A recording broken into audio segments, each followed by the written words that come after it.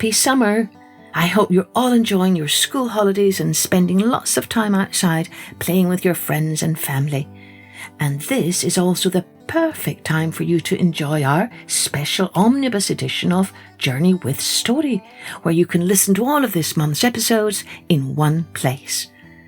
Oh, mums and dads, don't forget you can download some free colouring sheets to accompany each episode if you go to www.journeywithstory.com and click on the Become a Patreon orange tab. It's up there at the top of each page. And also, if you scroll right down, it's right there at the bottom of every page too. Thanks to all of you, our loyal Patreon subscribers. Your support means the world to us. Now, let's take an omnibus journey with Story.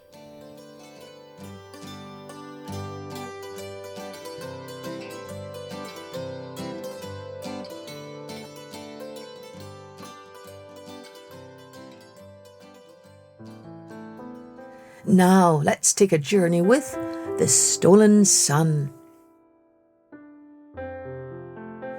The sun went strolling in the sky when suddenly a cloud came by. Bunny took a look outside. "Oh, how dark it is!" he cried. And the magpies on the farm chattered loudly in alarm. They hopped about the hills and plains and shouted to the storks and cranes, "Listen, listen, everyone, the crocodiles gobbled up the sun." It got dark as dark can be. Not a thing could people see. He who ventured in the lane was never, never seen again. So the timid little sparrow kept on sobbing in his sorrow. "Please, dear sun, come out again. We can't see to peck our grain." And the rabbits wept as they jumped and leapt. Home was still so far away, and they couldn't see their way. Only in the murky swamp the pop-eyed lobsters dared to romp, and the wolves beyond the hill howled and growled around their kill. Early, early in the morning, while the land was wrapped in mourning, loud and sharp came rat-a-tat-tat. Goodness gracious, what was that? 2 black sheep were at the gate. "Come out, folks, before it's late. Come and fight in hero's style, and save the sun from crocodile." But the shaggy folk were mute, afraid to deal with such a brute. "Such great teeth, and he weighs a ton. He'll never give us back our son." So they ran to the bear in his lair. "Now, Bruin, there's no time to spare. Come, lazy bones, leave off sucking your paw. Help us rescue the sun, let it shine as before." But although he was big and mighty, the bear didn't feel like fighting. He roared and sobbed, and he sobbed and he roared, as he called his cubs from the grassy sward. That's just a little patch of grass. "Oh, children, come back to your poor old father." He wept and he wept, searching further and further, and his wife, Mrs. Bear, looked around everywhere, under roots, under stumps, under stones, in despair. "Oh, my Eddie, Teddy, and Pronto, oh, where have you gone to? Have you fallen into a ditch and drowned, or been torn to bits by a mad stray hound?" She wandered all day over marsh and scrub, but there wasn't a trace of a single cub. Only the black owls stared from the wood. When at last, tired out, at her lair she stood. But then Mr. Bunny popped out and began to scold and to shout. "Stop whimpering like a hare. Don't forget you're a bear. Go on, bandy legs, and grab him by the scaly collar, nab him. Bash him up and underneath and tear the sun from his ugly teeth. And as soon as it once more shines in heaven as before, all your little ones, all your pretty ones will come running from afar. Hallo, Daddy, here we are." And the bear he reared, and the bear he roared, and the bear he ran to the river ford, where the crocodile lay with the sun, of course, shining away in his dreadful jaws. The golden sun, the stolen sun. Bruin crept up quietly, and he poked him lightly. "Listen here, you ugly crook. Give us back that sun you took. I'll take you by the scruff, and I'll pound you into snuff. Yes, I'll teach you how to steal, you cross between a toad and eel. All the world's gone upside down, and he won't bother why or how. But all the rascal did was laugh, till he almost split in half. Get away, you big baboon, or I'll gobble up the moon. That's too much to bear, roared the angry bear, and his fangs went bare at the enemy. He hauled him up, and he mauled him up. Now out with the sun, by golly! And the crocodile soon forgot his smile, and he yelled in fright with all his might. From his jaw, from his maw, the sun flew high, till it reached the sky, and its bright light fell over hill and dell. Welcome, welcome, golden sun, gladly shouted every one. All the birds took wing and began to sing. And the rabbits started dancing, turning somersaults and prancing on the meadow by the spring. Then the bear cubs came along, and like jolly kittens tugged and pulled at their shaggy dad with their soft brown mittens, shouting, calling, Dad and Mum, hallo parents, here we come. Every little girl and boy, every beast just beamed with joy. They thanked old Bruin for the rescued son, and they all had lots and lots of fun.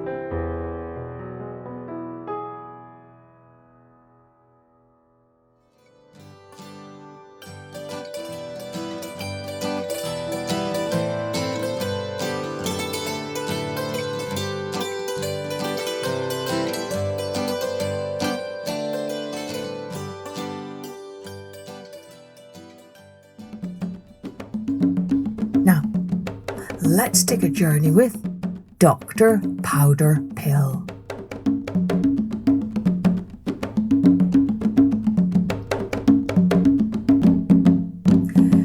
Dear old Dr. Powderpill, if you're ailing, if you're ill, come and see him and be healed. Beast and bird of wood and field, worm and bug and wolf and bear, cow and sheep and goat and hare. Everyone from everywhere will receive his aid and care. Once a fox came and paid him a call. Oh, a wasp stung my back, did she squall. Then a pup came to see him morose. Oh, a hen pecked my poor little nose. Mrs. Bunny ran up in a flurry. Oh, how sad, how unhappy I am. My sonny fell under a tram. My sonny, my bunny, fell under a tram. He hopped and he skipped in the street when a tram came and cut off his feet. And now he's in bed, poor bunnykin boy. My sonny, my bunny, my only joy. But the doctor exclaimed, Never fear. Just bring your bunnykin here. I'll make him a new pair of feet, and again he'll skip in the street. And they brought him, the bunny, poor dear, so ill without any feet. And the doctor sewed on a new pair, and again he could skip in the street. And his mother, the old Mrs. Bun, danced around and around with her son. She laughed and she wept with her joy. Thank you, doctor, for curing my boy. Then a jackal on a mare galloped up from God knows where. Here's a telegram for you from the hippo, just come through. Come and see us, doctor, in Africa. Be quick, save our children, doctor, they're very, very sick. Really, truly, what is wrong? Have they been laid up for long? Yes, oh yes, they've got the flu, chicken pox and smallpox too, measles, mumps, appendicitis, malaria and bronchitis. Come, dear Dr. Powderpill, all depends upon your skill.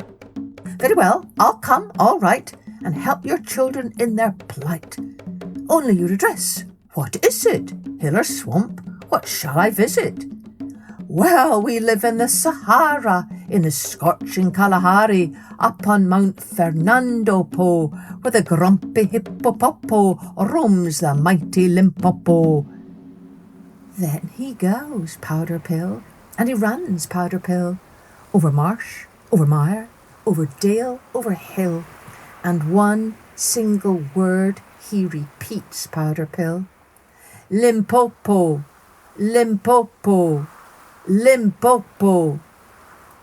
The snow fell thick and the night was black. Hey, Powderpill, turn back, turn back. And he dropped, Powderpill, on his face in the snow. I'm tired, too tired to get up and go. All at once, grey wolves rushed out from a wood and ran to the spot where the doctor stood. Come mount us, doctor, and let's be gone. Soon they arrived at a sea, roaring, stormy and free, with waves so fearfully tall, they'd swallow the doctor, his hat, and all. Oh dear, if I ever drown in the waves and go deep, deep down, what'll happen to my poor friends, whom nobody nurses or tends?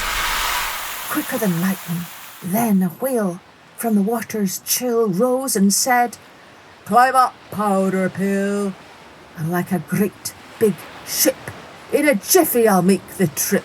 We'll speed you on.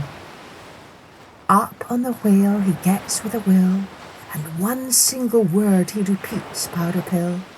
Limpopo. Then mountains he met of great height, and he climbed until night. But the mountains grew steeper, the mountains grew starker, and the sky became darker and darker and darker. If I don't reach my goal, if I never get there at all, what'll happen to my poor friends, whom nobody nurses or tends? Limpopo, Limpopo. In Africa, by the mighty Limpopo, weeping out his poor old heart, sits woeful Hippopo. In Africa, he sits beneath a tree and looks from Africa upon the deep blue sea. When will the doctor ship arrive, dearie, dearie me? The rhinos and the elephants keep running up to the telephones, asking with impatience, when will he see his patients? Nearby the baby hippos lie suffering from hiccups, holding their poor tummies, their tummies torn by pain. The ostrich chicks so bad they feel like little pigs. They wail and squeal. The poor dear baby ostriches whimper and complain. They have mumps, appendicitis, measles and bronchitis, sore throat and tonsillitis. Their cries are loud and shrill. They moan and groan in fever. Must we wait forever?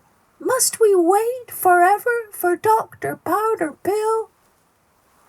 Beside them sprawls a sharp-toothed shark.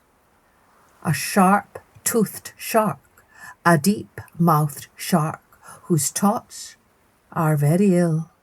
Her poor dear darlings, sharklings, are in a dreadful plight. Their teeth, so sharp and sparkling, keep aching day and night. Poor grasshopper, oh me, oh my, he's hurt his foot and sprained his thigh. He doesn't jump, he doesn't leap, but all he does is sob and weep, with teardrops falling fast. Oh, where is Dr. Powderpill? When will he come at last? But look, in the sky, 2 great eagles appear. Another 10 minutes, and they will be here. On one sits the doctor of world-famous skill, the doctor, their saviour, the dear Powderpill. Hello to you, Africa! Loudly he cries. Hurrah! They all greet him with tears in their eyes. The eagle flies slower and slower. The eagle comes lower and lower. The doctor lands and runs to their aid with jam and treacle and marmalade.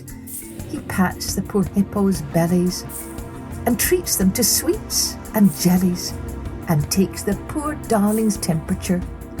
Then he runs to the tiger who came from the Niger, and then to the ape who came from the Cape, and gives them all honey, hot milk, egg and honey, hot milk, egg and honey, hot milk, egg and honey to cure them. 10 nights and 10 days without sleeping he stays. 10 days and 10 nights he tends the poor mites and takes the poor darling's temperature. Now at last he's cured the lot. Limpopo! Every ill and ailing tot, Limpopo! And they all begin to giggle. Limpopo! Jump and caper, dance and wiggle, Limpopo! And the huge and fearful shark winked its eyes from waters dark, and it laughed and laughed and laughed as if it suddenly went daft. And the hippos, dear wee fellows, puffing, woofing just like bellows, roared and laughed and guffawed so that the oaks rocked to and fro. Here comes Hippo, here comes Popo, Hippo Popo, Hippo Popo, here comes Hippopotamus from the great Kilimanjaro through sands of the Sahara, singing happily, long live doctors, bringing health to all of us.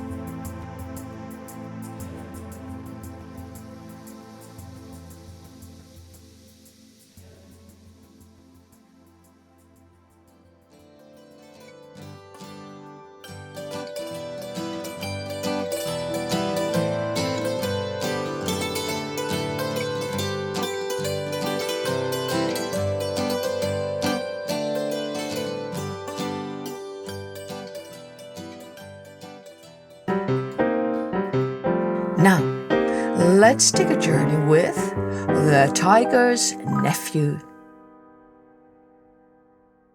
Marmaduke, the striped ginger cat, once came across the picture of a tiger.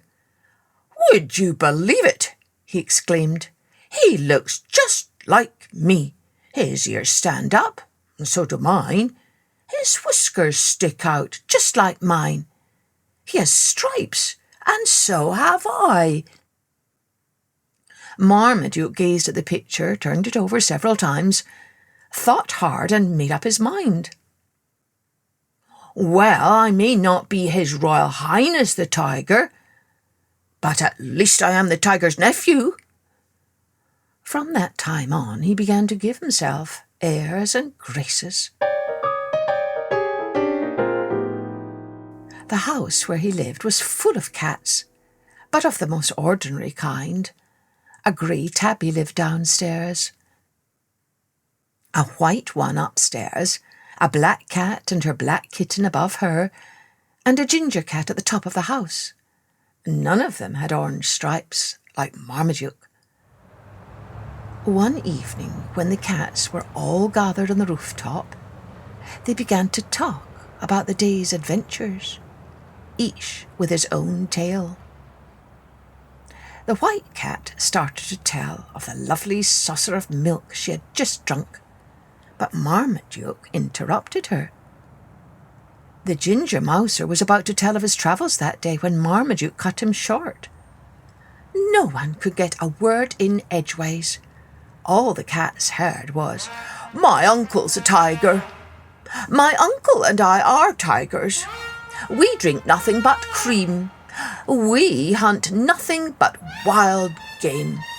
My uncle and I," and so on. Sooty, the little black kitten who lived upstairs with his mother, could not hold back his curiosity any longer, and he asked Marmaduke shyly, "What sort of tiger is your uncle?"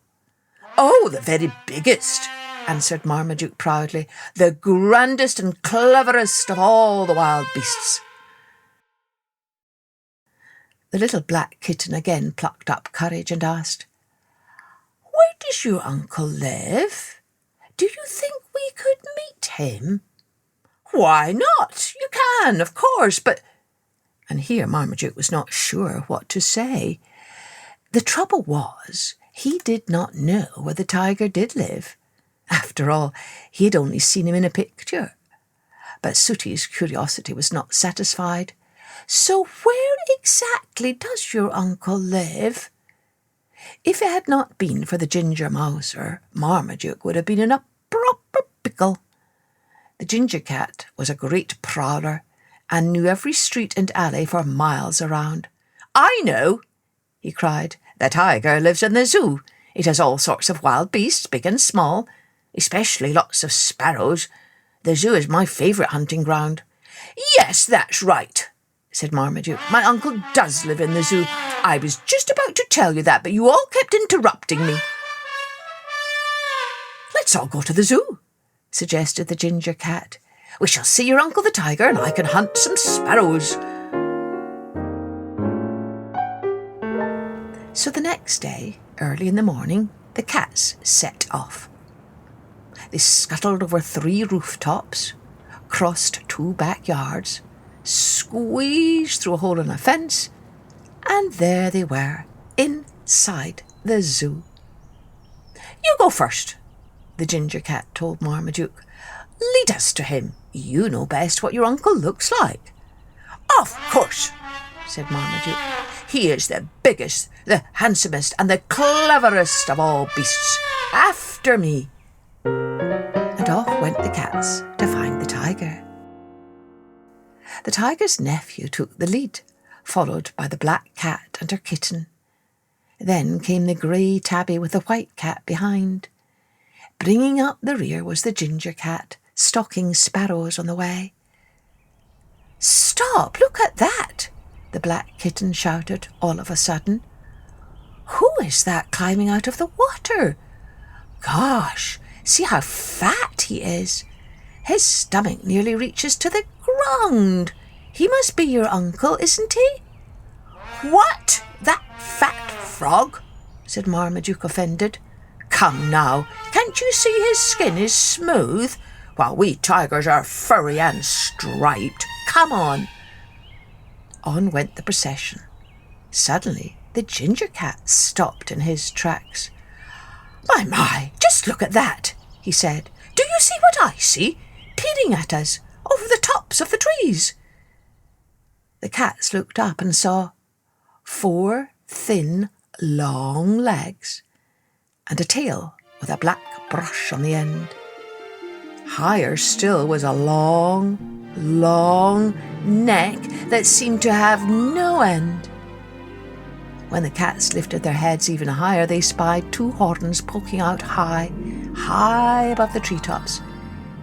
"Isn't he tall?" exclaimed the ginger cat. "Is that your uncle by any chance?" "Certainly not," exploded Marmaduke. "Why, that animal even has no claws. He has hoofs, like a horse. Come on." The cats continued their excursion, turning to the left and to the right, until they came to a cage, and in it sat an animal. Its ears stood up, its whiskers stuck out, and it was striped from head to tail. "There he is, my uncle the tiger," shouted Marmaduke. "Now you just sit here and wait. I'll go and say hello, talk for a bit, and then perhaps I'll introduce you." The cats all sat to the side waiting. Marmaduke walked boldly towards the cage. But the closer he came, the less sure he was. His uncle certainly seemed rather huge and frightening in real life. As Marmaduke came nearer, his legs seemed to wobble under him as he noticed 2 big yellow eyes fixed on him. "Hello, Uncle Tiger," Marmaduke stuttered. And his fear struck him dumb. The tiger struck the floor with his mighty tail, opened his powerful jaws to reveal his terrible fangs, and suddenly something rumbled like empty barrels trundling across a stone bridge, like heavens rolling in anger, like nothing on earth. Up sprang the cats and ran for all they were worth. Off went the white, the tabby, the black, and her kitten, and the ginger. And in front of them all was the tiger's nephew, running for dear life. Marmaduke was so scared he did not even hear the tiger's words. Actually, what he said to his nephew was, "Greetings!"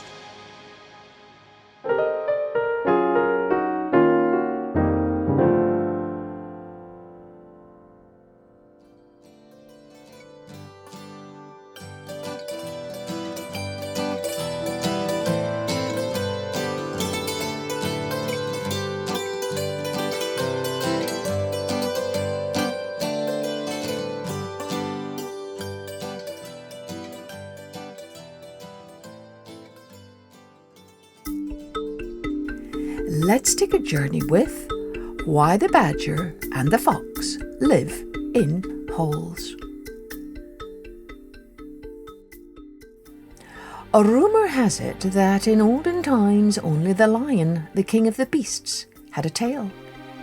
None of the other animals, wild or tame, had one, and it was a poor life they led. They got along somehow in winter, but when summer came, the flies and midges gave them no peace, for they could not chase them off. Many of the animals were bitten to death by gadflies and breezes, for once they fed on them, there was just nothing they could do to save themselves. Now, the lion learned of this, and wishing to help them, sent out a summons for all the animals to come to him, that he might present them with tails. The king's messengers rush to all ends of the realm.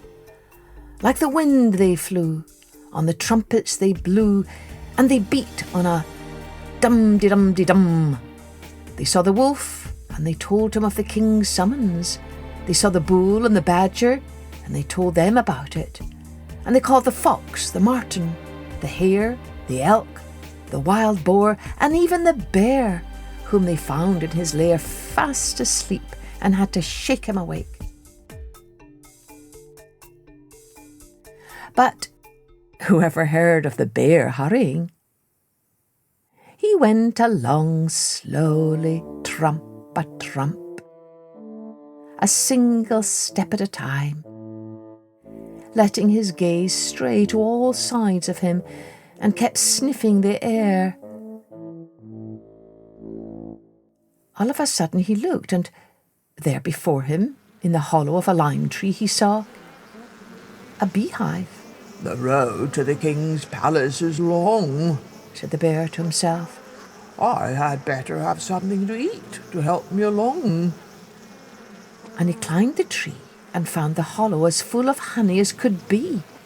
With a growl of delight, he began scraping it out and cramming himself full.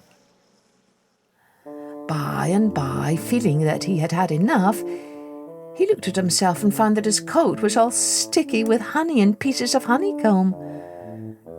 "How can I show myself to the Tsar now?" the bear asked himself. He went to the river and washed his coat and lay down on a hillside to dry, and the sun was so warm that before he knew where he was fast asleep and snoring gently. Meanwhile, the animals were beginning to gather at the lion's palace. The first to come was the fox. She looked around her, and there, in front of the palace, she saw a whole heap of tails. Long and short ones, bushy and hairless ones. The fox bowed to the lion. "Oh, most radiant majesty," said she, I was the first to come at your call, and so I beg you to allow me to take for myself the tail I like best."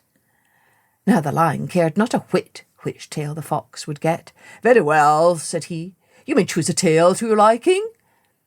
So the Fox, who was very sly, went through the whole heap of tails and, choosing the most beautiful one of all, rushed away with it before the King had had time to think better of his generosity. Soon afterwards the Squirrel came hopping by, and she picked herself a tail that was quite as fine as the Fox's, but smaller. The next to come was the Marten, and he too made off with a handsome bushy tail. The Elk picked the longest of the tails, with a thick brush at the end of it with which to wave away the gadflies and the breezes, and the Badger took one that was broad and thick. The Horse chose a tail that was all hair and nothing much else. He stuck it on, swept it over his right side and then over his left, and seeing that the flies were now an easy target for him, whinnied in delight. "This'll mean the death of all flies," said he, and he galloped off to his paddock. The last to come running up was the Hare. "Where have you been?" the King asked him. "All I have left is a tiny little tail." "Oh, it will do me nicely, thank you," said the Hare happily. "A little tail is as good as any other. It won't be in the way when I'm running from a wolf or a dog." And the Hare stuck his wisp of a tail to the place where it belonged, gave a hop and another, and ran home. And the Lion, having now given away all the tails, went to bed. As for Bear, he woke only towards evening, and it was then that he remembered that he had to hurry if he was to get a tail at all. He looked, and there was the sun rolling down the sky beyond the forest. So he lumbered off on all fours for all he was worth. He ran so hard, poor soul, that he was soon in a sweat. He rushed up to the Lion's place and, oh no, not a tail did he see, for not one was left. "What am I going to do now?" the Bear asked himself. "Everyone will have a tail except me." And the Bear turned back and tramped off again to his own forest as angry as could be. He moved slowly along, and by, whom did he see but the Badger, who was twisting and turning on a tree stump and admiring his handsome tail. "Look here, Badger," said the Bear. "You don't really need a tail, do you? Give it to me." "What strange notions you have, Bear," the Badger returned, taken aback. "Who would want to part with such a beautiful tail? Well, if you won't give it to me of your own free will, I'll take it away by force." The Bear roared, laying his heavy paw on the Badger's tail. "You shan't have it!" the Badger cried, and he wrenched himself free with all the strength he had in him and broke into a run. The Bear looked, and there, clinging to his claws, was a piece of the Badger's coat and the very tip of his tail. He threw the piece of coat away and, sticking on the bit of tail, went off to finish the honey in the tree hollow. As for the Badger, he was so frightened that he did not know what to do with himself. No matter where he hid, it always seemed to him that the Bear would come at any moment and take the rest of his tail away. So he dug out a large hole in the ground and made his home there. The wound on his back healed, and only a long, dark stripe was left to show where it had been, and it has never grown any lighter since.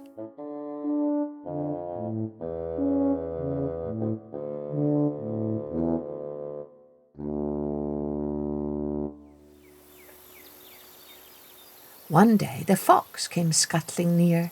She looked, and she saw a hole in the ground from which loud snores came. She squeezed into the hole, and lo, there was the badger, fast asleep. "Isn't there enough room for you up on top, neighbour?" asked the fox in surprise, "that you have hidden yourself here under the ground?" "No, Foxy dear, there isn't," sighed the badger. "If it weren't that I have to hunt for food, I would never leave this hole, not even at night." And the badger told the fox why it was he felt there was no room for him above the ground. Said the fox to herself, "if the bear has tried to steal the badger's tail, then I am in danger of losing mine, for it is 100 times more handsome." And she ran off in search of a place in which to hide from the bear. She searched all the night through, but no such place could she find. At last, towards morning, she dug herself a hole, just like the badger's, scrambled into it, covering herself with her bushy tail, and went peacefully to sleep. And so the bear was left with nothing but a poor little button of a tail, which he boasts to this day about. However, he still has a lair for a home, while the badger and the fox live in holes.